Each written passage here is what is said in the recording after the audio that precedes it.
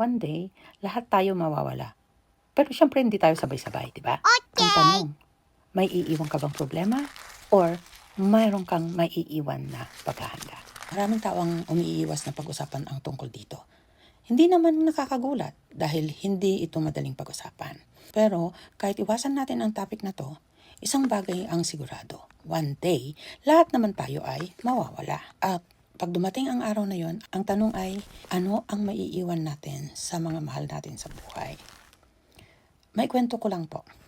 Last year, may ginawa ako na ipinagmamalaki ko talaga sa sarili ko. Kasi ibinigay ko sa anak ko ang kopya ng funeral insurance certificate ko. Habang ginagawa ko yon, hindi ako nalungkot. Hindi rin ako natakot. Totoo lang, proud ako sa sarili ko. Bakit? Dahil kung sakaling dumating ang panahon na mawawala ako, hindi na nila kailangang isipin ang pambayad sa gastusin para sa akin habang sila ay nagluluksa. They can focus on celebrating my life, di ba? Sabi ko sa kanya, itago mo ito. Sana matagal pa bago natin ito kailangan, pero gusto kong alam mo kung nasaan ito. Kasi bilang magulang, gusto nating protektahan ang mga anak natin habang nabubuhay tayo, di ba?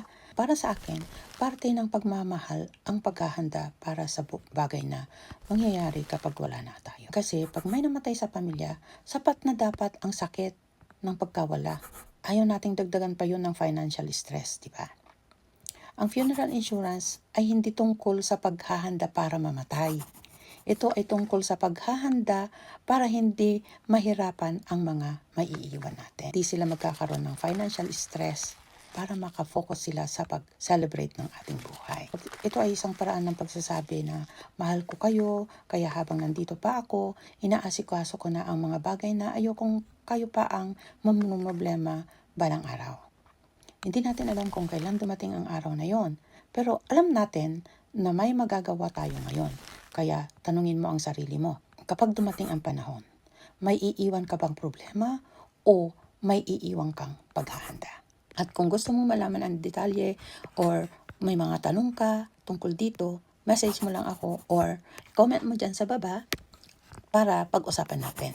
At baka naman pwedeng pakishare na rin itong video na to para mas marami pa tayong mga kaibigan, kababayan na makakaalam nito para rin makapaghanda sila. Kasi hindi masama ang maghanda, di ba?